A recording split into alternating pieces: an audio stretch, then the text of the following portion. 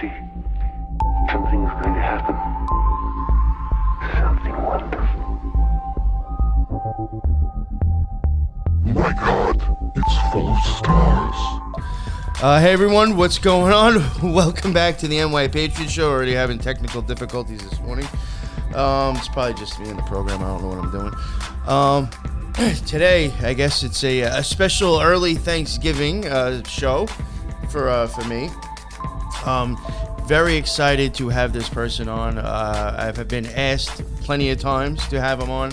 I've listened to his stuff, recently heard him, well, kind of recently on Sean McCann, one of my boys, you know, great friend. He had him on, and I really like a lot of the stuff that he covers when it comes to occultism in music. I think he does a great job, and I'm assuming people would, you know, understand that I'm big into that, and I talk about that all the time on my own show. So, through, finally getting a hold of him, getting a contact, and talking to him and scheduling something, I was lucky enough to get him on today. And I know, again, like I mentioned, there's plenty of people that should be very excited that he's on the show. Enough about that. I will let Mark introduce himself. And if you can, Mark, for people who don't know who you are, just give them a little bit of, a background and where they can find your stuff. Sure. Well, first of all, thanks for getting me on the show. I'm sorry that it turned out to be Thanksgiving morning for you. No, right. As we were just discussing, Thanksgiving means jack shit to anyone in the UK. Yeah. So I hadn't noticed that was today's date. But anyway, so I've been an author and researcher for the past 10, 12 years into the true nature of the corporate music business and what it's really used for. My background before that is that I was a club and radio DJ for some 20 odd years. That was my full-time job, and that gave me a kind of induction into the periphery of the music industry. So I was never really a cog in the machine. I was always on the edge of the industry looking in. But when I started to wake up to some great truths of what's really going on in this world and who really runs things about 12 years ago, I really wanted to gain a comprehension of how that plays out into the music industry and entertainment generally. And so that's been my specialist area of research for the past decade plus, just looking into the mind control, the symbolism, the social engineering, the pushing of various so-called globalist agendas that goes on via the music industry and what its key assets are really used for. So that's now my full-time job. It was never the plan for it to be, but, you know, life and the universe has a funny way of placing us where we need to be when we need to be there, I guess. You know, you just mentioned it now about the whole radio thing, and I knew that prior, but that made me think. I was just wondering, when you do that, like when you have that job, do you come across maybe like different types of maybe like, you know, you go to the store and you buy an album and it has certain art and certain stuff in it. Like, would radio shows maybe get something different, like maybe a different cover art, different things? I'm just wondering, like, maybe you came across different types of media that the stuff was in and maybe had different symbols. Like, was there anything with that where you saw anything different than you normally could have if you bought it in the store? A different cover that maybe looked a little bit different than the one in the store. You know what I'm getting at? I was just wondering, did you ever come across stuff like that? Well, I've been around for a long time. So I started in radio in 1990. And back in those days, you would get promo records. It was still the era of vinyl before MP3s and digital methods of music took over. So I was dealing with vinyl records. I was dealing with reels of tape in the studio. So it's before computers were used for everything. And pre-recorded shows would be on reels of tape, and you would edit shows that way. You'd even be using cassettes back then. And all the jingles and the ads and stuff like that were on things that were known as cartridges or carts, which were these capsules with little loops of tape in. So I was dealing with all that stuff. And when the promo records would come in, they would often come in blank sleeves or sleeves with just the record company's name on it. So you'd be getting promos and advanced copies before they got to the stores. So I wouldn't really get access to the full artwork at that stage when they were coming into the radio station. So you'd have to go into the store to see the full artwork that the consumer was getting. But certainly there was a lot of stuff, but getting communicated symbolically through the artwork of those records back in the vinyl era. And that's been lost somewhat in the era we find ourselves in now, where music is delivered via streaming, and you'd get an icon on a screen rather than a piece of music you could hold in your hand. So I feel some of the opportunity for conveying symbolism and getting into the subconscious mind of the general public has been lost through those formats not being available anymore. But they've certainly made up for it by putting their symbolism into live shows and televised events and things of this nature. So it's still reaching huge audiences, but the methods have just changed through the decades. You know, that's a really good point, because like I'm thinking about when I was a child with records and stuff, you know, opening up my dad's records, like you'd have all this stuff that like came with it. Sometimes the lyrics are in there, all this extra, you know, photos and stuff. And yeah, you kind of have lost that now since, I mean, who the hell buys CDs anymore either too, you know? So but I was just wondering if maybe like there might have been different versions of that. But I get what you're saying. Even when I used to DJ, sometimes you get like a techno track that might come out early, and it's just a white label. That's it, with someone's name on it. You know, there's like nothing to the album at all. Right. So. Right. I've got a room full of those right here. I've got some vinyl in this room. So this is a rap record on Cold Chillin' that came out many years ago, and it was just, you know, the logo of the record label rather than any specific artwork. But then I've also got some of my old albums. I've got my copy of Sgt. Pepper from the Beatles. I've got my copy of Abbey Road. Nice. And there's all kinds of stuff being communicated here, particularly when you get into this idea of Paul McCartney having been replaced in 1966 with an imposter. You know, that's a whole different rabbit hole. But all that stuff came through the artwork you would get on record sleeves. And with Sgt. Pepper, you know, it's this gatefold sleeve which would open out, and you got the lyrics insert. And that was just a wonderful time when you could go out and buy a record and you had all this lavish artwork with it, and all that's been lost. But, you know, at the same time, you were getting occult symbolism being conveyed through that stuff. Oh, yeah. I remember even as a kid just going through, like, I think my father's Led Zeppelin and it might have been the Beatles, too, like all their extra artwork. I remember even as a kid looking at that stuff, I was like, these things mean something. Like, I just knew that there was something being hidden and conveyed in their art, you know? Right. You mentioned Paul McCartney before. The Beatles and Pink Floyd, and anything that you had to add to with Pink Floyd was kind of like the bands I was hoping to get into. So, I mean, I know you said you don't have much on Pink Floyd, but if you don't mind, maybe we could chop that up a little bit, what you do have, and then maybe get into the Beatles. Sure. I've got some stuff on Pink Floyd. And actually, as a researcher, I find it much more interesting to go back to the 1960s, 70s, and 80s to look into the bands and the artists that were popular then. So there are researchers that dig into the contemporary current artists and look at the symbolism that they're conveying and stuff. And really, I have little interest in doing that purely because I find the so-called music of these artists to be so uninteresting that I really don't feel inspired to look at their stuff. I know there's stuff being conveyed, but I would much rather go back to these interesting times and dig into Pink Floyd and the Beatles and David Bowie and Queen and these kind of acts, just because the music was better. Yeah. There's just so much more there. Well, you know what? I think, like, I guess you could say that they're artists, but I even feel like nowadays, I think, like, even when they try to throw occultism in there, neither it's just done differently or almost like kind of like blatant, to where in the past it was more of kind of like we did art with it so you didn't understand it as well, or it was kind of hidden differently. I do think there was some art put into when you're trying to show off your occult archetypes and stuff, you know?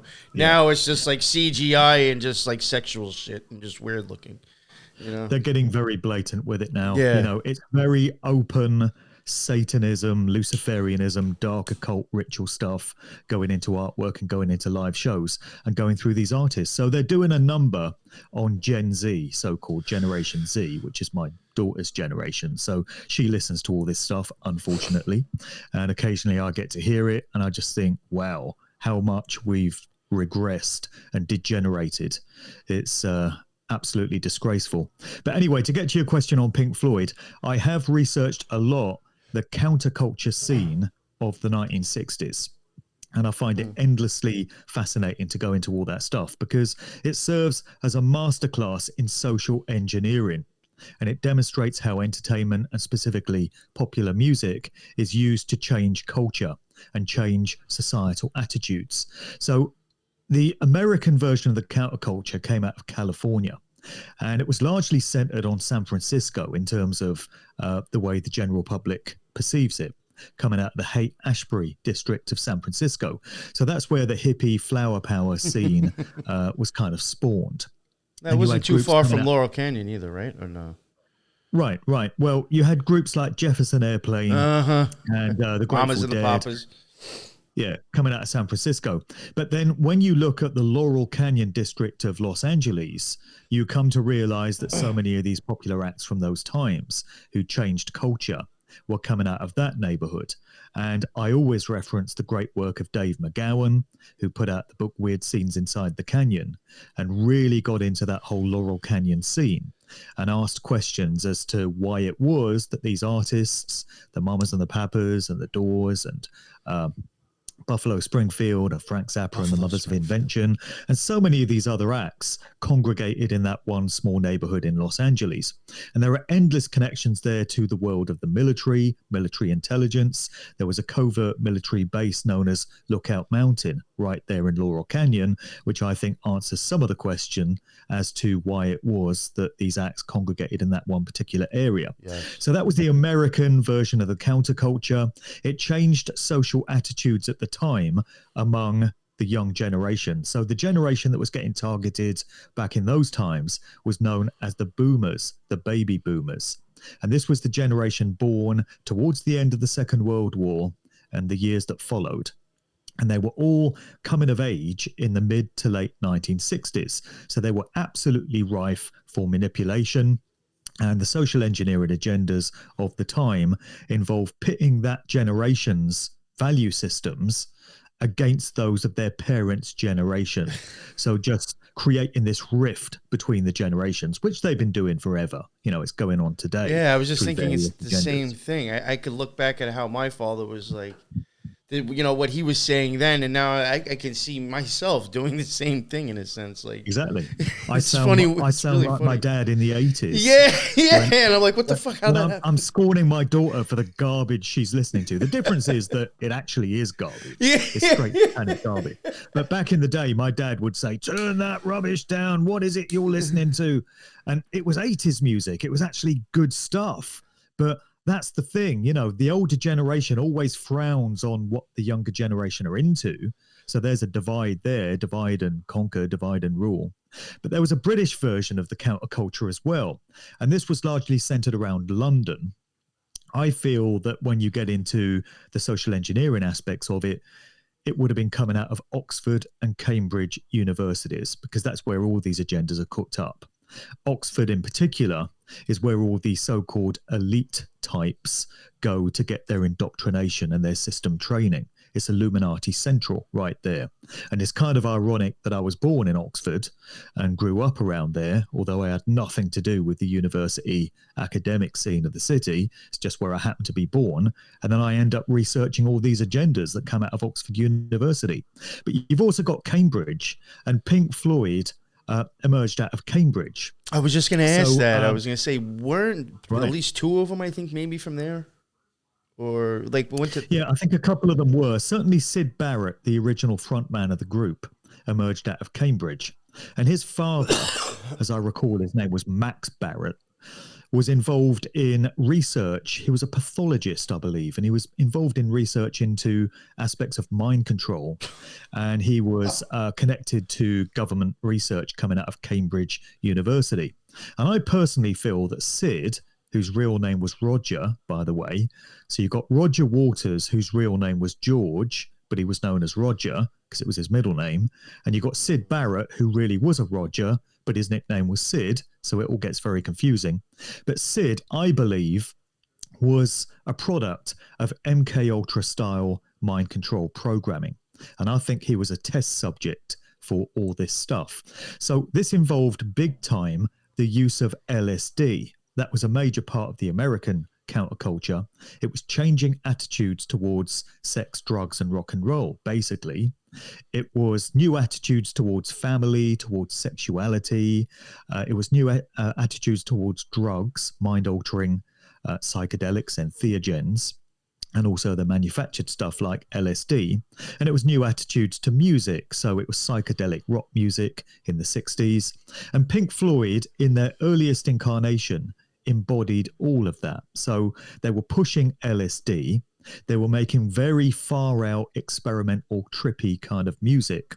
So their output from the late 60s was very different to what the group came to be known for in the 1970s. Dark Side of the Moon and all this, progressive rock. Before they got to that phase, they were all about psychedelic, acid, trippy kind of music. So they were the house band at this club in London called the UFO Club. Yes. And they were pushing all this culture and all this music at the time. And attitudes were changing in London towards culture at the exact same time that they were in America coming out of California. And that's how we can know, when you get into the dynamics of social engineering and culture creation, that this was one big construct, because the changes were happening in London at the same time as they were in America. So you had swinging London, which was Carnaby Street and Mary Quant and Twiggy and David Bailey, all this kind of stuff. And that paved the way for sort of 1966, coming into the Summer of Love in 67, all these other cultural changes. And Pink Floyd were pretty much the poster children for all of that. So their early albums had a lot of occult stuff. They had tracks about, there was one about Saturn and planetary alignments and things like this. And it was all these themes that were very popular within psychedelia. Their first single was called See Emily Play. And when you listen to that, it's very psychedelic and sort of, very much in the spirit of those times. And they had a track called Arnold Lane. But by 1967, The Summer of Love, Sid was pretty much done. And he had to be kicked out of the group, because the official account of things is that he did so much acid that he'd fried his brains to the point that he could no longer write songs and he could no longer be, relied upon as the front man of the group. So he pretty much faded away from Floyd from 67 onwards, and he was replaced by Dave Gilmour. And then as the 60s gave way to the 70s, Pink Floyd's whole sound changed as they moved into that sort of Gilmour era, Dark Side of the Moon and all this. Yeah. But they'd certainly fulfilled their agendas in the 60s, I suspect. And their job was to help push psychedelia and to help push the counterculture coming out of London. So they did that for a few years, and it was a very successful job. There was also this documentary on Ibiza, interestingly enough, which came out in, I think it was 67 or 68. And it was putting forward the idea that Ibiza was this very special place with this bohemian sort of attitude, which was very popular with the hippies of the time. And Pink Floyd provided the soundtrack for that. And it's very interesting for me that one generation on, in the late 80s, you had the emergence of acid house rave culture. And Ibiza played a very important part in that. It's said to have birthed that whole attitude towards acid house culture, paving the way for electronic dance music, with Ibiza pretty much being the capital of the world for all that stuff. So for me, these are all agendas, and it's all about affecting the young people of the time, serving up scenes, fads, trends, movements to them, and getting them to feel this is something that's theirs. So the hippies of the 1960s would have felt that that scene was speaking to them in a very profound way, and it was representing the way they felt about life and about culture and their place within it. And then with the acid house rave thing, it would have been just the same. Well, I know it was, because this was the late 80s, and I was ideally placed in terms of my age and my location to have been a part of that scene. And it very much felt like this was something for us. And we assumed it was grassroots and organic and it had just evolved naturally. But all the research that I've done over the course of the past 12 years tells me that any kind of scene like this, which affects large numbers of people in their millions, would not have been allowed to have evolved organically. They're only ever created by those parties, those groups who have a vested interest in trying to change culture in this way. You know what? That's culture creation. You mentioned something about electronic music and Pink Floyd. And even when I was younger, I had always felt, I ended up getting into the whole techno rave scene too. When I was younger, I was big into the Grateful Dead, Pink Floyd, Zeppelin, and then metal. But I had always thought that, I don't think people realize that Pink Floyd on Dark Side of the Moon, On the Run, I mean, that was kind of something for a huge, that got them huge. But a huge band actually had an electronic track on their album back then, putting it out. Like, I don't think people realize, like, that was kind of taking, I think, techno music and putting it out there in a commercial way that a lot of people probably never paid attention to it.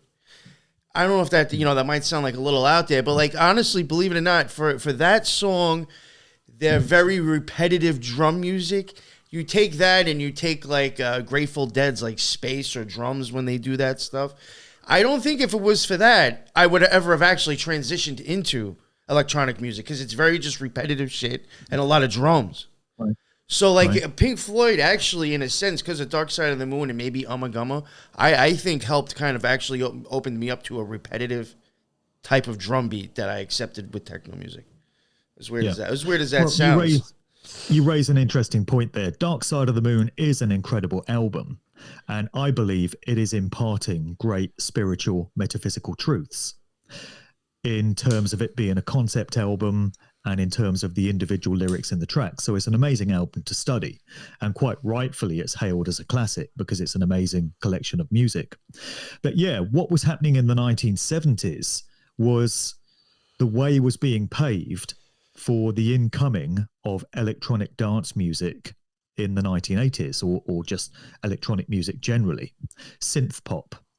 So you had groups in the mid to late 70s, like Emerson, Lake and Palmer, who experimented with synths, and you had groups like Kraftwerk and Tangerine Dream coming out of Germany. Kraftwerk are universally hailed as the forefathers of synth music, electronic music. And also there was Jean-Michel Jarre, who had some hits in the 70s. So it was getting people ready for what would come the following decade. And I'm sure it was being planned for because these agendas are prepared years and decades in advance. And long term, I feel it was all getting people ready for the transhumanist artificial intelligence society, which they're trying to bring in now. So when you study the long game of these occultists, these social engineers, these so-called elites, the controllers of organized society, you can see where they want to take things, where they want things to end up, which is this nightmarish dystopian future, not too far away now, not too much in the future in terms of their plans, in line with the United Nations Agenda 2030, the Great Reset coming out of the WEF, basically this Chinese communist style social credit system, 5G, smart grid, internet of everything future, where everything's monitored, everything's surveilled, everything's done electronically and digitally. All kinds of data is gathered about every individual on the surface of Earth so that the controllers can know everything about them. And that can only be achieved when you have a society which is reliant upon digital electronic ways of doing things. So we said earlier in this conversation that back in the early 90s, radio stations used to operate with vinyl records, with reels of tape, with cassettes. Everything was analog. And all that has gone. All those formats now are relics which belong in audio museums because everything's done with computers. And it was known a long time ago that they were going to take society to this place. And so to subliminally prepare people for that and to make electronic ways of doing things much more acceptable and palatable for them, they had to be entrained and prepared for it. And I think the emergence of electronic music was part of that. So the foundations were being laid by Kraftwerk back in the 70s. And then by the time you had the likes of Gary Newman in the late 70s, really developing that whole sound, that was paving the way for all these synth pop groups. Yo, he was a huge influence, I think, on a lot of electronic people, you know. Right. Yeah, Depeche Mode and all these other, synth pop bands. I used to interview a lot of artists. Back when I was working for magazines, I was a music journalist for various magazines. And whenever I interviewed anyone active in the dance music scene, they would always hail Kraftwerk as, pioneers, as influencers, universally. So that group had a major effect on so many other acts that would want to experiment with synths and keyboards and electronic ways of doing things. So it all seemed very innocent and very natural when these forms of music and these different scenes evolved. But looking back now with the benefit of hindsight and a comprehension of how the dynamics of culture creation and social engineering and societal manipulation work, I think it was all planned for. And all these groups that were put in place as the pioneers of the scene, from Kraftwerk all the way through to Depeche Mode and so many others, were chosen ones. They were assets of the system. So in the same way that Pink Floyd were put out there as pioneers of psychedelia on the British scene in the 60s, so too were all these groups and all these acts at the forefront of electronic music. And it was all designed to get society to where it is now. And it was all designed to create within the mind of people that would follow these scenes the idea that electronic ways of doing things are the future, and it's all good, it's all benevolent, and this is what we should be embracing. And unfortunately, what the fans of this music and these cultures have not comprehended is that this is all designed ultimately to imprison and enslave humanity. I wish it was some other way, but that's what the research bears out. I when I was younger and into this stuff, from what I got out of it, and even from things that you were saying now, from what I remember, it was kind of like this started electronic music. I think kind of in a way, we had our own, but I think we were really influenced and impacted from over there in the United Kingdom. It wasn't here. That's the story. So it's interesting how you're saying that. Like, I wonder if that was like kind of a testing bed first to see how the public would react. And when they saw it, was maybe working for however they wanted, then, it made its way over here. But like, I even remember from back in the day, I don't know if it's just because maybe the guy has an ego, or if I lived in a different state, there'd be a different DJ. But as far as like the rave scene goes, it was supposedly Frankie Bones went over to the United Kingdom. He played at a place that had like 5,000 people. It blew his mind. There was DJs that just went and only played for an hour. He was like, oh, I got to bring this back. And he brought it back over to the United States and started his Storm Rave. And then they'll say that, specific techno came from Chicago or maybe Canada, but I do like right there, they're even saying like the whole idea of a bunch of people on drugs listening to electronic music came from the United Kingdom itself and made its way over to here and influenced that. So I was just finding that interesting because all these bands that you were mentioning were all from over there, actually, right? Like you got Kraftwerk, Depeche Mode, they were from. Yeah. Well, it was kind of the second British invasion, I guess. The original British invasion, as far as music goes, politically, it's a different thing. But that occurred in the 1960s when you had bands like the Beatles and the Rolling Stones and the Who that were getting exported to America and were getting big out there. And of course, the irony is that these groups were all taking American rhythm and blues music, which evolved out of, when you go far enough back down the musical family tree, they evolved out of slave music that the black people that were brought to America during the slavery days, songs that they would sing. And, this gave birth to styles such as blues and jazz. And so you had these British groups that were taking that music and tweaking it slightly and then exporting it back to America. So the Beatles were, hailed as heroes in America and these musical pioneers, but they were using American styles of music back in those early days. But definitely there's been a lot of crossover between Britain and America when it comes to influencing culture, which has then been exported around the world. So you've had the social engineers of both nations working in conjunction with each other. That's why the agendas are the same on both sides of the Atlantic. So in Britain, like I mentioned, you've got Oxford and Cambridge universities, which are involved heavily. You've also got the Tavistock Institute coming out of London, which has had a big role to play. And there's been other aspects of effectively British military intelligence who have an interest in the shaping and molding of culture. And in America, you've had organizations like the Stanford Research Institute, MIT, Massachusetts Institute of Technology, Harvard and Yale universities, of course, the Esalen Institute in California, which is more concerned with consciousness studies and going on these journeys of self-discovery through entheogens and such. And all these organizations have worked in conjunction with each other to shape and mold these scenes.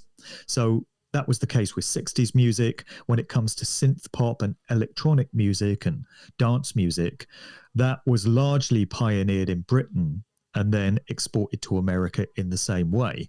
There was an absolute explosion of so-called big room dance music in around about 2008, when you had so-called superstar DJs like David Guetta making records with Kelly Rowland at Destiny Child and Akon.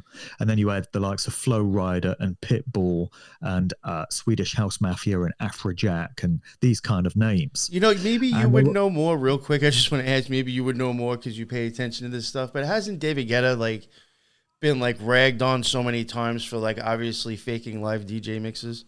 I know I've seen people with videos and being look, he DJs are look, that stuff's not even he's not even on. He obviously uses pre-recorded mixes. Yeah, it's been claimed. Yeah. I mean, he's the epitome of a created hero. Yeah, I think so. Yeah. DJ. So David Guetta actually worked away really hard on the French scene for many, many years. He was slogging it around the club circuit and playing gigs here, there, and everywhere, and not really achieving any sort of major success.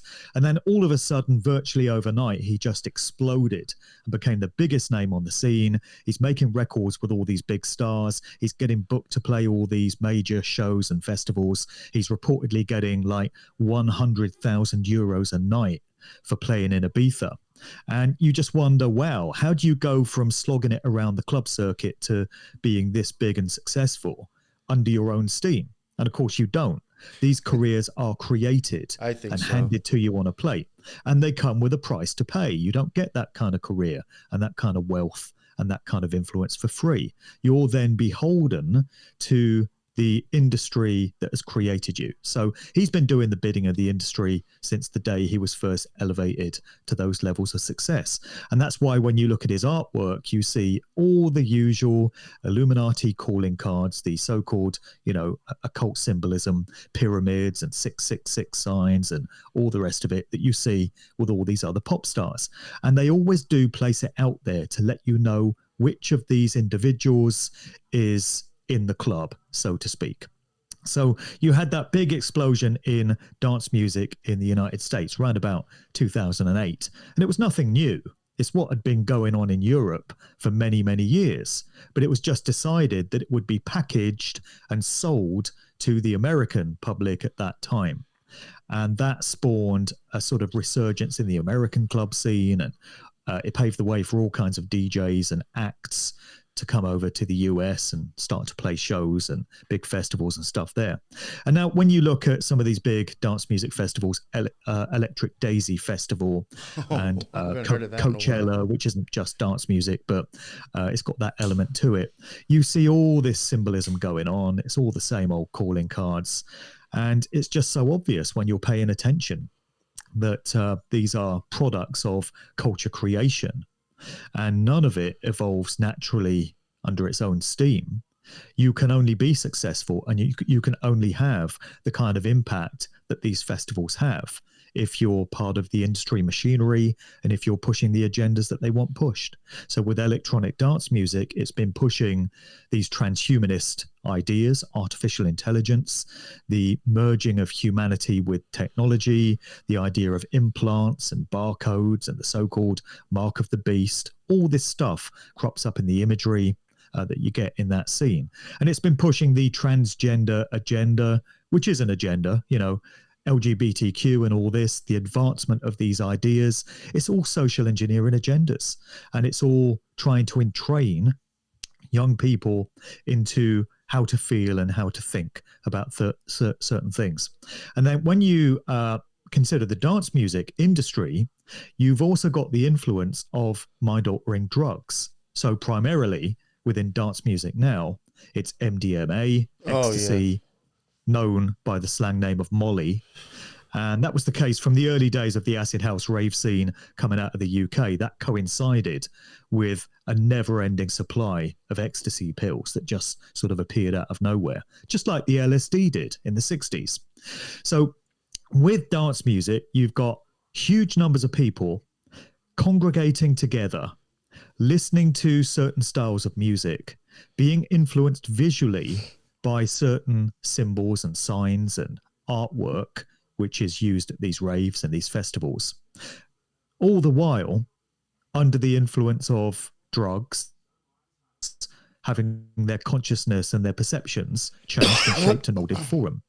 And I feel that this is tapping into a part of the human psyche and the very human condition, going way back to our primal states and going back to previous epochs, where I've thought that there would be this natural inclination towards people gathering together and dancing in a ceremonial fashion, in a ritualistic fashion, under the influence of what in ancient times would have been plant medicines, natural entheogens. I was like, is this any different than when they would be like dancing around the fire pit? You know what I'm saying? Like to rhythmic drums. It is no different. I've thought that. I was like, and the Doors have even done shit like that in their concerts. They'd have things set up like that. And I'm like, can you get any more obvious?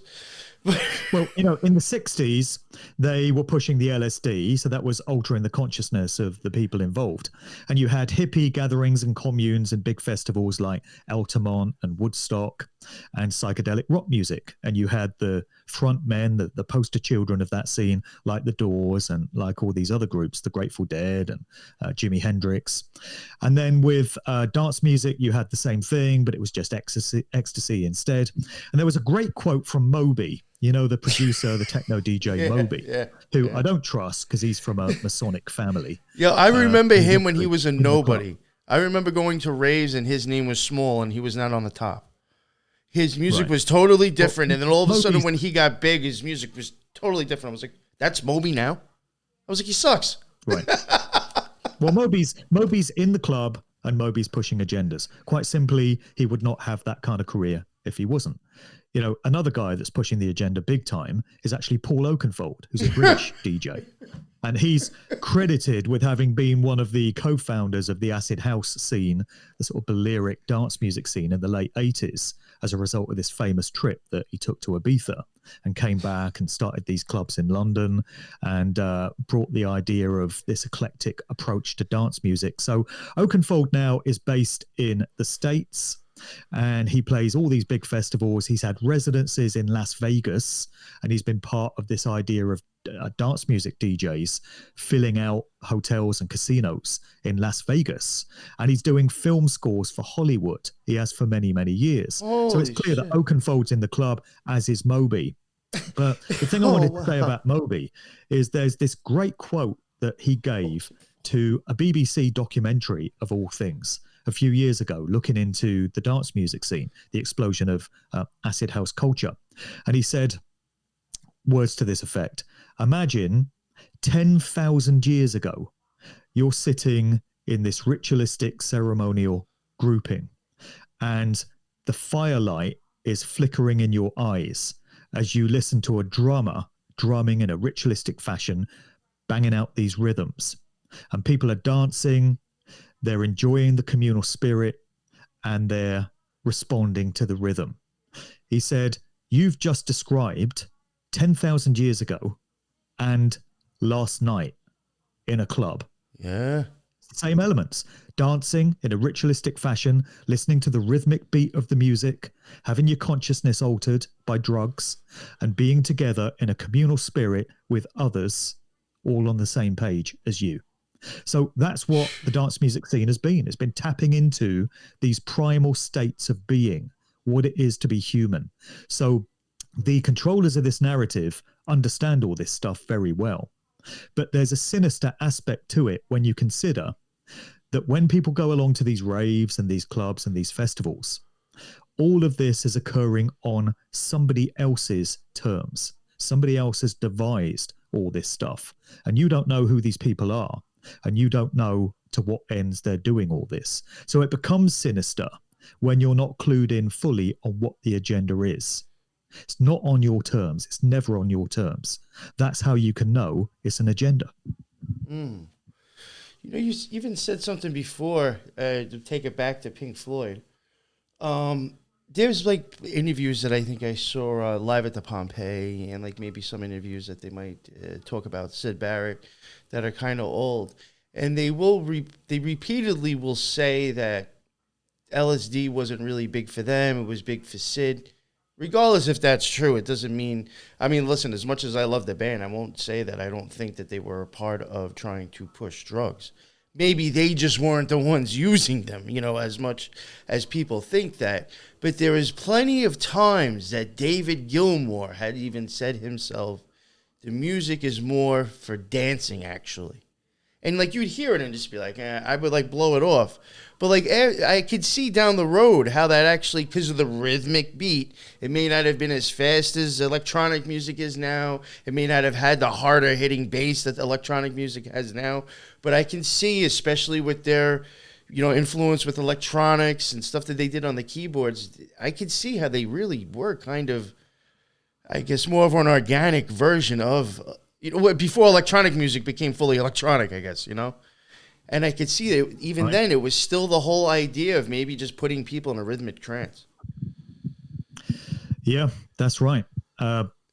That's what was getting achieved through this music.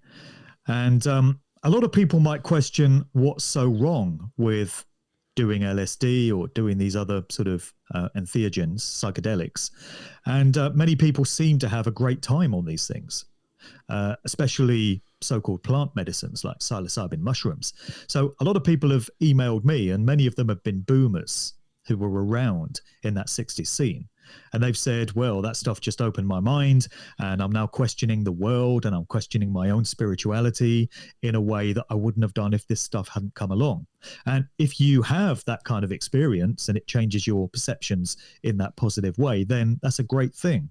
But I've also been contacted by a lot of people who say their lives have been completely screwed up through getting hooked on various drugs. And it seems that people respond in different ways to it. So you could have 3 people in a room and give them all some acid, and one person will have a great time and will go to these amazing places. Somebody else might say, oh, didn't really feel a thing. And somebody else will have a really horrible time, and they'll just have all these horrific thoughts coming into their minds and go to these really nasty places. So they do seem to affect people in different ways. And again, it comes down to the fact that people are not being given informed consent when it comes to these scenes. So I'm convinced that all these agendas, whether it's acid house and rave and the free party scene and the club scene, or whether it's the hippie gatherings of the 60s, were being very closely surveilled and monitored by aspects of military intelligence. There were big social experiments, and the kids at these events were being used as the test subjects. We've seen another expression of that dynamic just recently, haven't we? Members of the general public being used as unwitting laboratory rats and not being told that that's what they are, with a certain agenda. Oh, yeah, all right. I thought you might have been going there, but I was like, I don't know. No, you know, the old... yeah, Jabberwocky. The Britney Spears. Yeah, so it becomes a problem when people aren't told that they're part of some massive social experiment or some massive medical experiment, maybe. You know, it becomes very sinister, becomes very insidious, and that's the big problem I've had with so many of these scenes. And there are so few researchers that seem to have dug into this. I mean, the 60s counterculture has been analysed a lot. Jan Irvin and Joe Atwill did a great podcast series going back a few years called Unspun, where they really got into that whole scene and all the connections to the CIA and all the connections to military aspects and Harvard and Yale and academia and the aristocracy and all this. But the dance music scene really hasn't been researched in that kind of meaningful way by anyone, as far as I can see. That's very true. You know, I seem to be fighting a lone battle here and really trying to show how that whole movement was largely a construct. And just going back to those acid house rave days, I wanted to mention a track by The Shaman. So there was a British dance music act, excuse me, called The Shaman. And one of the personnel within that group was a guy called Mr. C, who is quite a character. He's based out in Los Angeles now, and he's a DJ and producer out there. He's been a big proponent of the old... you know, over the past couple of years, and he's been spinning the official narrative on convid and virtue signaling in that way. So he's shown his true colors as an asset of the system. But this group had a track in the early 90s called Boss Drum. And the Shaman were all about sort of tapping back into those primal states of being and altering your consciousness and all this. And Boss Drum was talking about these primal rhythms that these shaman would bang out on these drums as part of these ceremonial gatherings, and it would alter the conscious state of those people that were taking part in the ritual. So it's very interesting that with that group and that track, they were making that connection between that dance music scene and these earlier or these ancient sort of primal states of humanity. I do have a question from people in the chat, if you don't mind, if I just do want to get to that before we go on.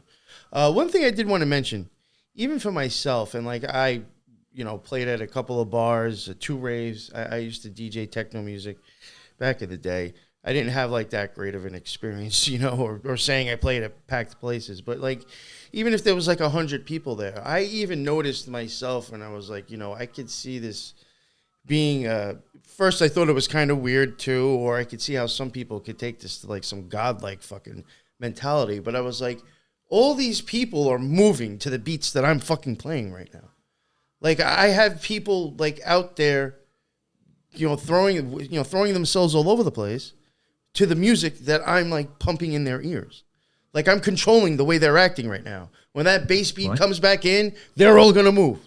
Like I did realize that, and I was like, this is kind of weird, like in a sense, like from this perspective, seeing like I'm doing, you know, you could get confused and be like, I'm doing this, and then who knows where your ego is going to go with that. But I had even noticed that, and someone had mentioned like EDM, I think you can really control people's emotions and actions real easy with that stuff.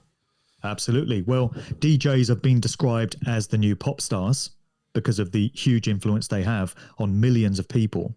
Yeah. Faithless, the group, had a record many years ago called God is a DJ. And there have been countless house music records where they've equated people gathering together in a club or a rave to some sort of religious congregation, with the DJ up there in the booth, taking the place of the preacher in the pulpit. And the crowd Is that his altar? dancing, being the crowd in the church. So DJs can have a huge influence on the conscious state and the behaviors of massive amounts of people. And that being the case, it would make sense then that the control system would only want their own, those who are part of the club, those who are controlled and operating according to an agenda, filling those positions. So when you think of the very biggest DJs in the world, you can think of guys like Carl Cox. He's often often said to be the richest DJ in the world. He's worth millions. Carl Cox. And, he's been around forever, and he plays these massive gigs all around the world, and he's quite clearly pushing agendas. You see it in his Symbolism. There's occult stuff in his artwork. Yeah. And he's been pushing the Britney Spears as well. Oh, he's been God, doing no. saying, come on, guys, take this thing because it's the only way the club and festival scene can get back to normal. So Carl's showing his true colors. And then you got Paul Oakenfold, you got Pete Tong, who was based for a while in the States, but he's back in Britain now. And you got Paul Van Dyke, and you got all these other massive DJs. I don't even know who the biggest name in the US would be now. Yeah. Well, it's more. I couldn't even tell you who's huge now. I just remember Skrillex is. Skrillex is a big name, and that's funny you mentioned Carl Cox. I'll even totally admit it.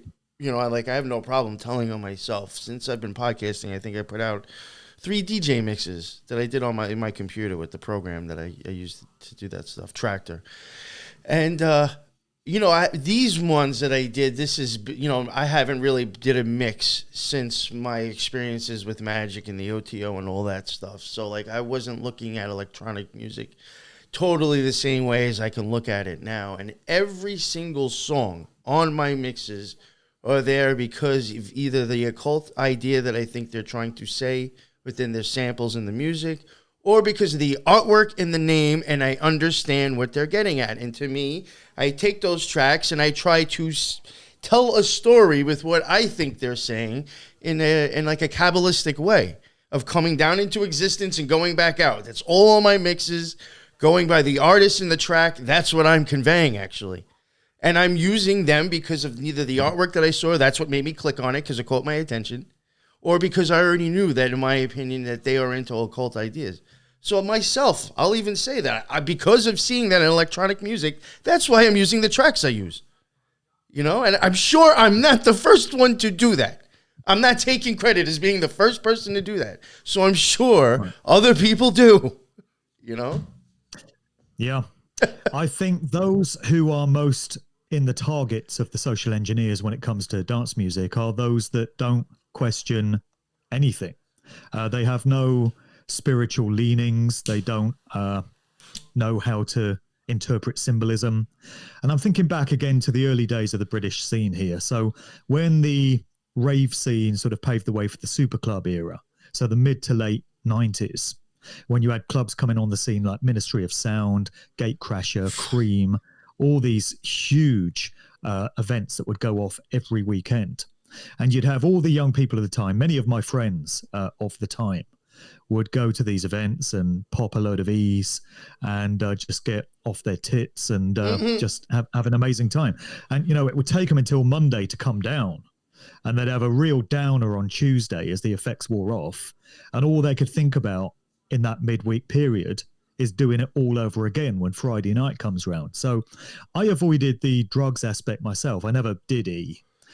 Because back then I was too afraid of what effect it might have on me, and I was worried about losing control because I always like to be in control of my own life, and I just thought I might lose control in that way. I'm actually far more open at this stage in my life to having a go with some of these things, in a way that I wasn't in my younger years. But most of my friends and so many people that I knew back in the 90s were just doing this every weekend, and they never thought to question any of it. Yeah. And now I occasionally take a glance at the Facebook pages of certain DJs who interest me. Carl Cox is one, Paul Van Dyke is another. Paul Van Dyke is hailed as an absolute hero of trance music. And when you go on their fan pages on Facebook, all you see is endless comments like, "You are my God," literally. and people will have tattoos of their name. People will say they've named their firstborn child after them. They'll say, "I love you, Carl. I've named my son Carl after you." And, it's amazing. You just have this sycophantic fan worship, but they all seem to be missing the fact that these DJs are obviously pushing agendas, and all their artwork, album covers, flyers, is full of symbolism. Oh, it's loaded. Nobody seems to notice it. Nobody seems to notice. Nobody seems to care. To quote George Carlin, they just are completely enamored by the stardom, by the sort of guru status of these people, and they allow themselves to be swept along with them and with whatever agenda they're pushing. So Carl Cox is pushing transhumanism. He's got a new album called Electronic Generations. And in the artwork, it depicts humanity gradually merging with technology as we go into the future, which is, of course, where they want to take things. So he's helping to push all of that. And he's been pushing electronic music for years and sort of electronic ways of doing things. Paul Van Dyke the same way. But their fans don't seem to see it. Their fans just think the music's great and they love them and they love going to their shows and buying their albums, and they can't see that they're being socially engineered. And I guess you have to study these subjects and you have to do the research to discover what methods are used and how it all gets done to be able to see when you are being socially engineered. So if you've never looked at any of that stuff, you're not going to realize it's happening to you. And that's the way they get so many people. So every now and again, I might get to thinking we're making some progress here and people are getting symbol literate and they're starting to realize that everything's an agenda and all these heroes that get served up to us are lifetime actors. But then I'll go on Carl Cox's page and see people saying, "Carl, you are my God. I worship the very ground you walk on." And I think, wow, we've still got a long way to go. Yeah, it's so funny that you mentioned, like, because you mentioned Carl Cox a few times. I mean, I've been listening to him, well, not anymore, but I remember back in the day, and it's funny, I even mentioned Frankie Bones is supposedly the guy who came over here and started the whole rave scene.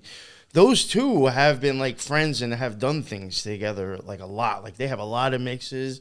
He's always, he always compliments Carl Cox, and you're talking about, like, how, like, blatant he is with certain agendas and stuff now, and, like, even recently, Frankie Bones put out, he did something with like T78, I think it is. And it's kind of like a 4-minute track out of like, it's a sample of the whole thing. But if you were to like go and listen to it, like it's like a techno beat and Frankie Bones talking over it. And like, he is literally like, he's talking about like the 7 seals or like the 7 angels coming. Like it's totally fucking obviously occult. And I was like, I guess you just don't care now. Like, but to me, like so it's funny how like two people who are very, from I know in the past, very friendly, have always done music together and tag teams, or both seem to be kind of coming out in different ways. That's just weird. I don't know if it's coincidental or what, but that's very weird. Well, another thing about Carl Cox is that for many years, he's now appeared at the Burning Man Festival. It takes place in Black Rock City out there in Nevada, in the middle of the desert. And this event is a huge occult ritual. Jan Irvin again and Joe Atwill did some shows on this going back a few years, and Steve Altrim, this Australian researcher, has really dug into the whole phenomenon of Burning Man. He used to have a website called burners.me. I'm not sure if that's still running, but I did a show with Steve Altrim about this years ago, and he used to work in the tech industry, and he said that anyone in Silicon Valley or the whole tech scene was always encouraged to get along to Burning Man. You were just expected to do it. So why would that be? That's a weird thing, expecting these guys to get along to a obscure music festival in the middle of the desert. But it is a massive ritual. So they burn this effigy of a man, hence the name, which puts me in mind of the movie The Wicker Man, which was all about pagan ceremony and human sacrifice. So that seems to be going on. Symbolically. And then you've got all these music acts performing as well. You've got all this sort of art aspect to things, but you've got music going on. And Carl Cox has been out there playing sets in Burning Man for many years. I think Skrillex has performed there as well. So it almost feels like it's some sort of initiation ceremony for these chosen ones to go along to Burning Man and be a part of that whole thing. So that's a very creepy event from what people that have attended have told me. And I think it's very telling that Cox has appeared there many times. And he's never really advertised, you know, it's all under the radar. He's one of the biggest DJs in the world, yet he'll play at Burning Man and there's no flyer for it and there's no pre-announcement online. So there's got to be a ritualistic element to it. It's kind of like all these elite types getting along to Bohemian Grove and dressing in robes and, you know, taking part in this cremation of care ceremony in front of this 40-foot stone owl in the middle of California Redland Forest. It's all very strange. It's all very ritualistic. And it seems that when you're in the club, you're just expected to attend these events and be a part of these things. It's interesting that you say, like, you know, people that are huge names you don't even like, you know, and then they'll come and play at like a small spot. Like I remember as a kid, I think it was called Gobble Gobble or whatever it was. It was on Thanksgiving. It was at a small place. If I remember correctly, it was like even out east in Long Island. It wasn't out even in the city at a bigger venue. And like Union Jack came, and I was like, what the fuck are they doing here? Like, they're huge, and they're from over there. Like, I'm even trying to calculate in my mind, like, how can you even afford to pay these people with what you can put in this place? But, like, their show was off the hook, too. The lights, the flashing, they had a fucking snow machine in there. And I'm, like, thinking about it now. I'm like, for all you know, that you were just raising the energy and the ritual they were doing. You know, all those people in there dancing could just be the energy that you're raising for ritualistic shit, for all you know. Right. There's so much more research that needs to be done into the dance music scene and what it's been used for. Very well said with that. But there's only so much I can do myself. I just wish there were many other researchers that would get involved in uncovering some of these sort of unsettling elements to it. I think the problem is that a lot of people I speak to who are into my work broadly, you know, they're into this idea that the music industry is controlled, but they might be of a certain age, or they might be of a certain demographic, or they might just be into a certain style of music, meaning that they're just not interested in electronic dance music. And you start to talk about some of these names and their eyes will just glaze over. I found the same thing with hip hop music. You know, I've done a lot of exposure of rap and hip hop and what that whole culture has been used for. And I used to be into hip hop in a big way myself.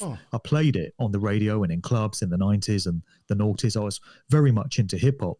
But the hip hop of the 90s was very, very different to what we now have masquerading as that so-called genre. I mean, the stuff around today is nothing of the sort. It doesn't even deserve to be called hip hop. I was going to say it shouldn't even be called it. Garbage. You're right. It should not even be called it. Straight satanic filth and bile. It took over. It took over for metal, really, in my opinion. Right. I did want to get to, I ended up asking you the questions that I had before I asked any of the other people's in the chat. Somebody did say, I would be curious what Mark's opinion is on why K-pop is being pushed so hard in Western countries. You have any thoughts on that? Right. Well, I don't look at that stuff and I don't listen to it, but I'm vaguely aware of the scene and I've seen some of the symbolism. And what I see is the same old satanic signs and symbols coming out of these groups. I think BTS is the main one, isn't it? And they're doing. I was going to bring them up and ask you. They're doing 666 signs. They're doing the one eye. They're doing all these same things that pop stars have been doing for decades, and that's how you can know the K-pop scene as well as the J-pop scene coming out of Japan. And there's even a scene in Croatia. Somebody emailed me the other day and said there's all these sort of boy bands and all these manufactured Pop Tarts like Britney Spears and stuff coming out of Croatia. And it's the same thing. Same old symbols, same old themes. So it's very much a worldwide agenda. I don't use the word global myself, but it's a worldwide agenda. And all these different nations are just adhering to the same programs. And this is how you can know that we have forces controlling every aspect of our lives. I mean, look at the way we've all been living over the past 3 years, just to reference that whole situation. And the fact that the entire world was put into lockdown and was in lockstep, and we're all pushing the same agendas at the same time. So you can know that we have forces dictating to all the governments of the world. And it's the same way with music. You have forces that dictate to the Korean scene, to the Japanese scene, to the American scene. They're all pushing the same agendas at the same time because the objectives are the same and the personnel are the same when you go far enough up the hierarchy, the pyramid of power.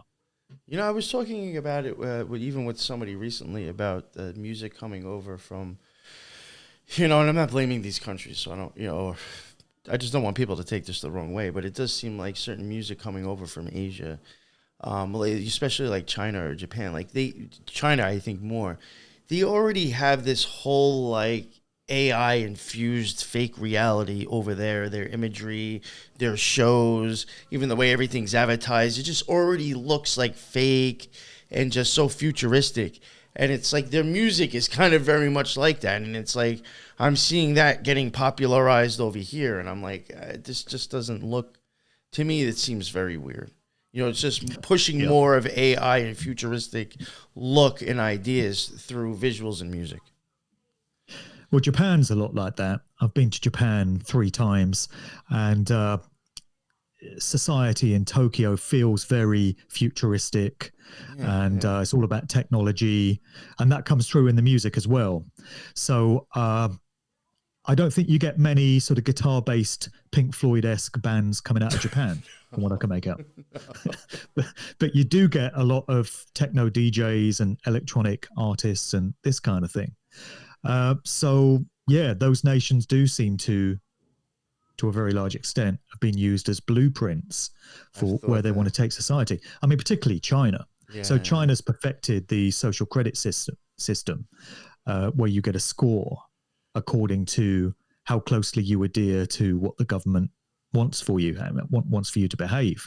And if you become any kind of dissident or you become any kind of troublemaker, your score lowers, and then your access to essential goods and services gets restricted to make life difficult for you, to coerce you to step back in line. So that system's been in place in China for some time already.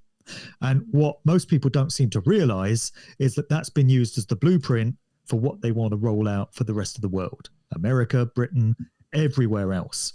So there's a very stark warning coming from that nation to everyone, because that's a nightmarish existence. And if people only knew that this is what their lives are going to be in just a few short years, unless we en masse wake up to this problem and say, we're not having any part in it, we're not going to cooperate with this, and stick together collectively in that stance, then, you know, the future doesn't look too bright, unfortunately. No, yeah. I know what you say with that. It gets a little worrisome, too. I wish the message could be more positive, but it's not me. It's not me that made this situation the way it is. I'm just reporting on what I find. Yeah, that's a very good point. I did have another question, too, and this one could be multi-layered because I'm not exactly sure. But Avicii, I mean, you could go with him with maybe, I guess, maybe with occultism in music. And then is there any validity to him possibly being killed because he wanted to out pedophilia, sex trafficking in music? I don't know. You can go anywhere with that, I guess, with that dude. But do you have any opinions on Avicii? Well, yeah, I do cover him in my latest book, Musical Truth Volume 3.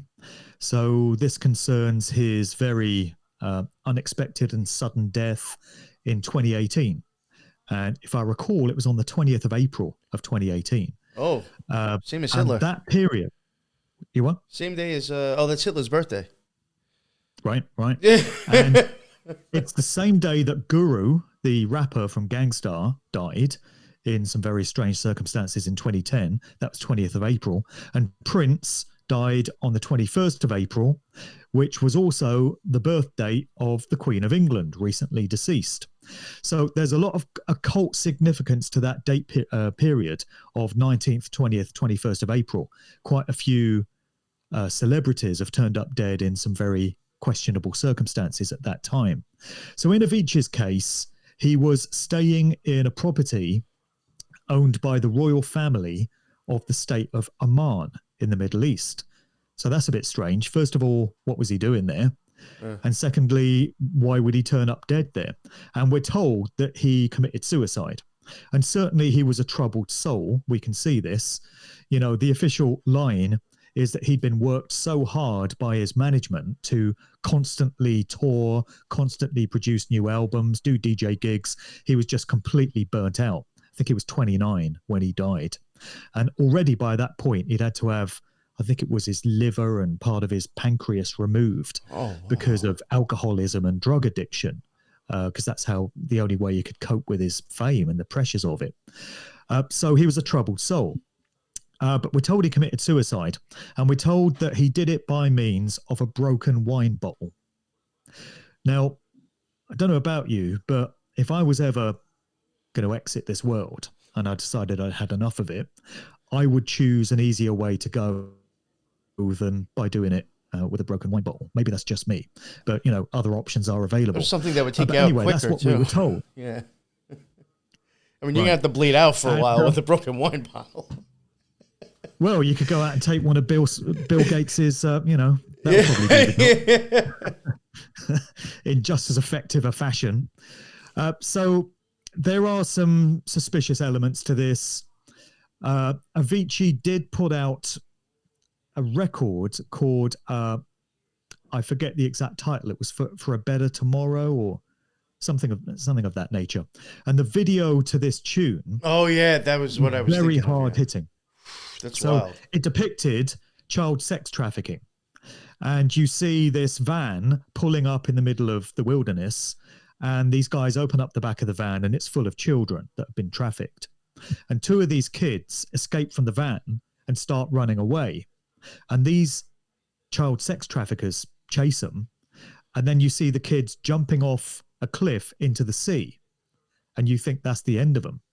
But then the video fast forwards to 20 odd years in the future, and these kids are now adults, and they're embarking on a mission of retribution against the pedophiles that had abused them. And you see they've got a board with the photographs of all these men on, and as they dispatch them one by one, they track them down, they kill them, they cross their faces off on the board. So it's really hard-hitting stuff. It's like a movie, you know. And a lot of people said that this was Avicii's way of exposing what unfortunately does go on in terms of these organized pedophile rings. So it's questionable as to how much creative control Avicii himself would have had over this video. It's more likely that the content would have been decided by his management or his record label. Well, see, that was but some something people feel that he was trying to out what goes on in his own way, and this may have been responsible for him being taken out. So we hear the same claims about Chris Cornell and Chester Bennington, who are also both said to have committed suicide, and were also reportedly both in the process of trying to out so-called elite pedophilia and expose what goes on.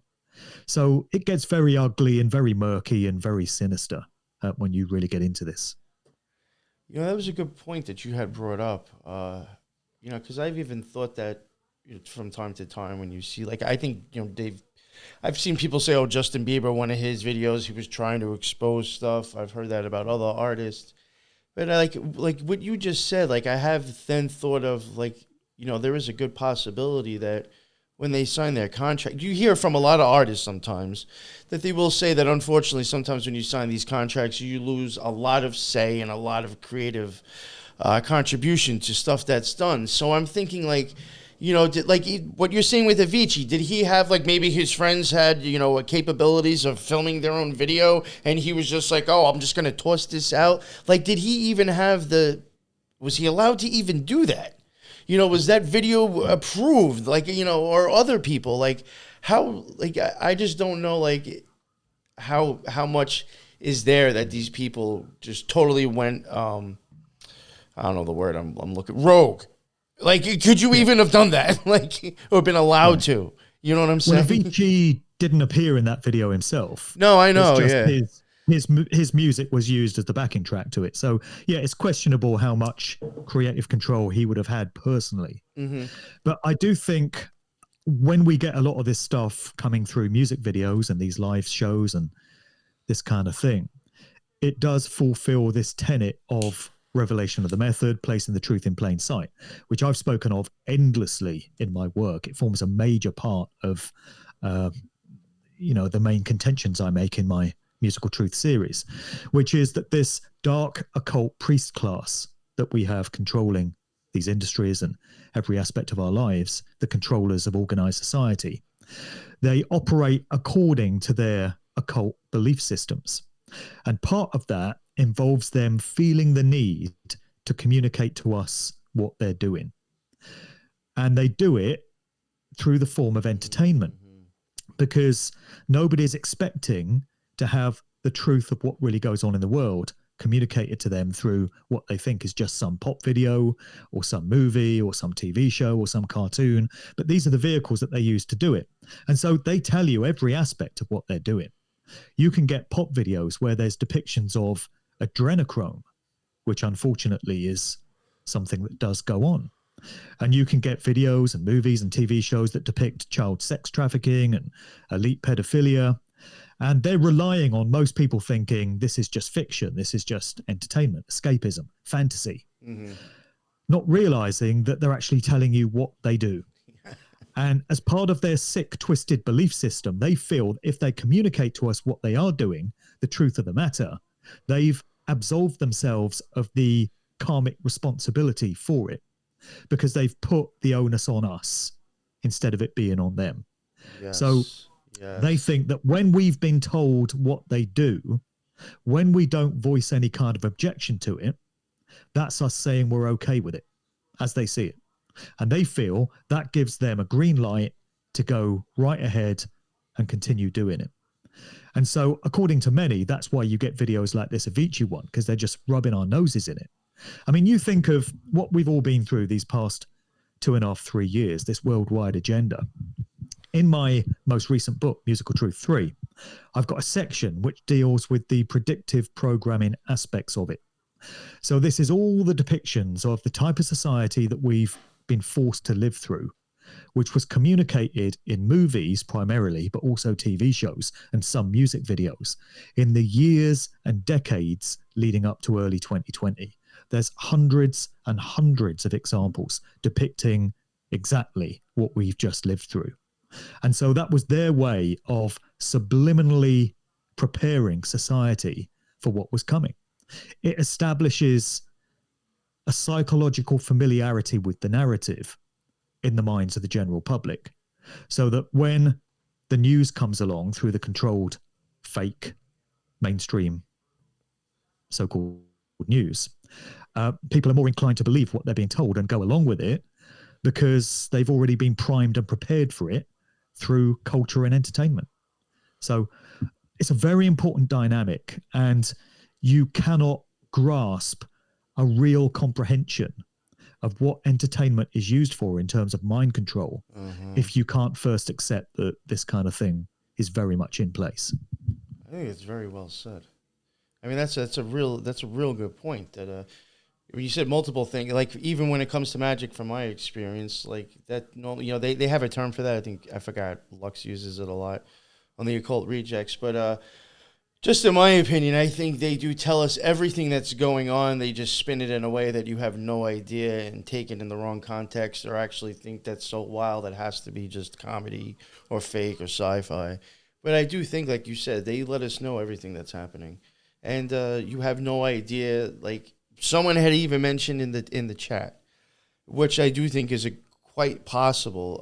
In the last few years, you have had all these people that were supposedly outing human trafficking that like supposedly died. Like, for all you know, I mean, it could be a stretch, but maybe this was just a feed. In my opinion, it was a psyop, the QAnon psyop, just to keep feeding the human trafficking thing and pedophilia. And unfortunately, just my opinion, people may not agree with it. From my experience with magic and studying occultism, a lot of those symbols don't, in my opinion, are not telling you that. They were occult symbols prior to being used for pedophilia.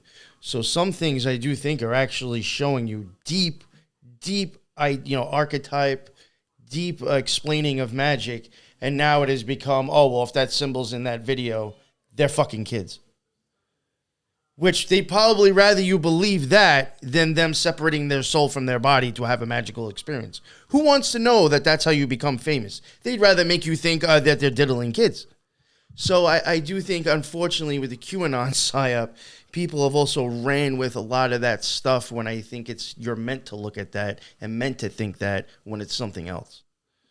Right. Well, I certainly accept that QAnon is a psyop. That's very clear to me now. But elite pedophilia, child sex trafficking. That totally happens too. I'm not denying. Very real. Oh yeah, very real. Yeah. Pizzagate, very real. Oh, for sure, sure. So much evidence to show this to be the case. But when it comes to symbolism, you made the point there that these symbols have been around for a long time before they started getting used by these groups. And yes, they have. And that's the thing with symbols. They're not inherently evil. Same with numbers. There's nothing inherently evil about 666. It's used by the dark occultists and the Satanists, and they've put their own sort of stamp on that number. Yes. But in the Bible, the book of Revelation, it says it's the number of the beast or of a man. So, in other words, it's a choice. You can embrace that beast-like sort of carnal, egoic, left brain aspect of yourself, base consciousness, or it can be the number of a man of heightened consciousness. It could be one thing or the other.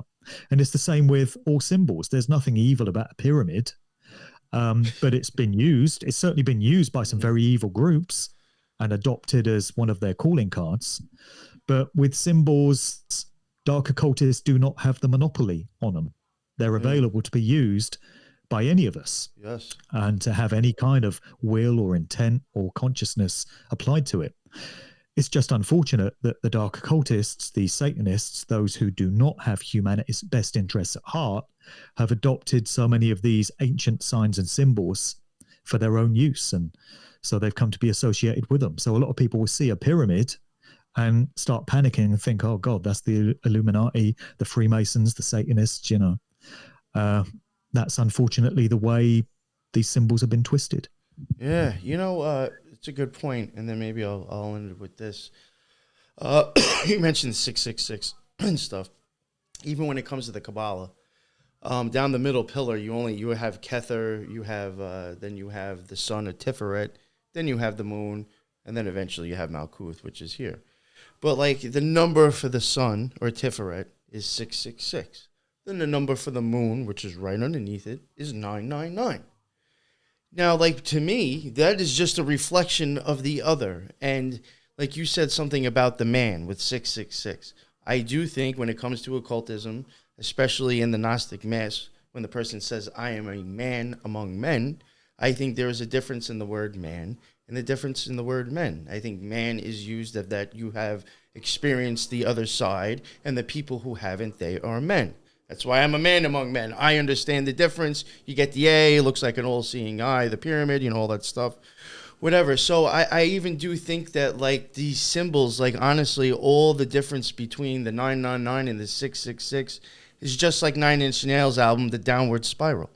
It's showing you the downward spiral in existence or the downward spiral going back up.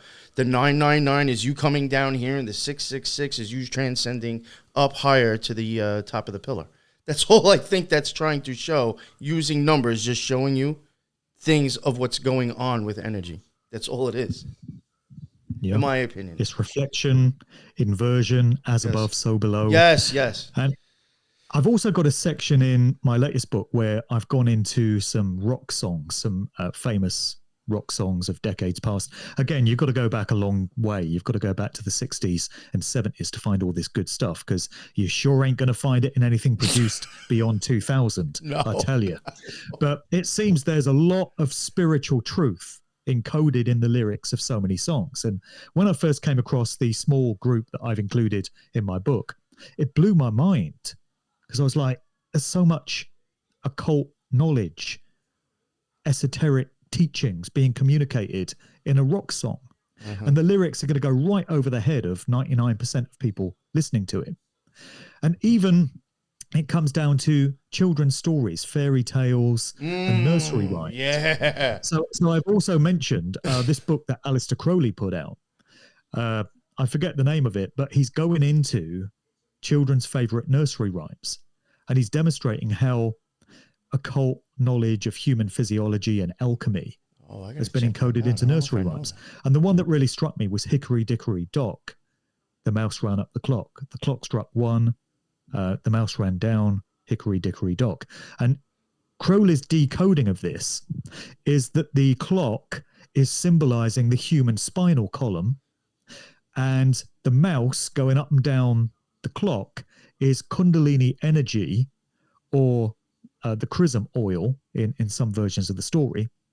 And when the mouse gets to the top of the clock and the clock strikes 1, it's becoming oneness with the divine source. So it's duality becoming oneness. And that's what's symbolized in this story. So kids think it's a cute nursery rhyme about a mouse running up a clock, but actually it's telling you about human physiology and our connectedness to source right there, in this very simple rhyme. And I think that's gone on way more than we would ever know. And you could probably dissect so many nursery rhymes and fairy stories, children's stories, and find this kind of knowledge being conveyed, which is mind-blowing to me. Yeah, it's wild that you even mentioned that the mouse ran up the clock, because, there's Crowley says every man and woman is a star, or whatever. And I was watching last night, I think it's Del Toro. Somebody told me to check out Del Toro's new series on Netflix. It's very occult. I watched the first episode. Some guy buys a storage unit. There was an occultist or some person into some weird shit that owned it prior. He went in there, started looking around and finding all the stuff after he bought the storage unit at an auction. And my opinion, I've just said, and I even went out and bought a little rat that on my Christmas tree, I put it underneath the star, because if you put, rats, plural, backwards is star. And it's like a little king rat, and he's got a little, sword in his hand or whatever, and he's dressed in purple, of course. That's a higher arc on the tree of life. But I have often wondered, what's the secret in him experimenting on rats? Is there something there? But last night when I was watching this movie, when he found the seance table that was a big, gigantic pentagram, when he took off the thing and found it, a fucking rat runs across the floor. And I'm like, yo, that's gotta mean something. I was like, I might be onto something with this rats and star shit. Yeah. Just weird symbolism like that. Yeah. And it's really interesting to analyze words like that. Like you say, rats is star backwards. And I think we get so many clues in words that we use all the time, but we don't really think about. Yeah. So, evil is an anagram of live or live. And you stick a D at the beginning, it becomes devil. Yeah. So it's the same meaning. And then God is good with one of the O's removed. Yeah. But it's also dog backwards. So I don't know if that's somebody's idea. I see that mockery. I think I see that a lot and stuff, especially the Hellhound, where people have dogs with them. Good Omens, that's on Prime Video. The kid gets a dog, supposed to be the Hellhound. I really do think a lot of that's supposed to be God backwards. Or even Elon Musk recently, a while ago, he put out, I don't know if he paid somebody to drive around this thing. It looked like him as I think a goat or something sitting on top of a rocket. And then he's facing a dog with lightning bolts on the side of it. And I was like, it's just an anagram. That guy thinks he's God, and then there's a dog in front of him. I said, that's all it is. And we've got Christmas coming up in a few weeks, where we're going to hear about Santa Claus, and an anagram of Santa is Satan. Mm-hmm. I'm sure that's not by accident. Yep. And it also makes me wonder about the Eminem song, Stan. His famous record where he's talking about this fan who sort of becomes possessed and goes crazy and kills himself and his girlfriend. So Stan is one letter away from Satan. That's why, I have heard people... Clues all the time. People, talk about, thinking that song might have, not so much into occult stuff, but, trying to, decode it, thinking it's something different. That's good. I never thought of that one. He could have been, maybe talking to his alter ego in a sense, actually. Exactly. That's fucking weird. That's really interesting. Eminem is clearly mind controlled. Oh! So many of these artists are, and they have these alters created, these alternate personalities, and that to me is just one step away from demonic possession and entities coming in. So is it a mind control alter that's just in their mind, or have they been actually taken over by some being? Yeah. And maybe that's what that song was about. Very good, very good. All right, so I guess we'll leave it there. We're about in an hour and a half.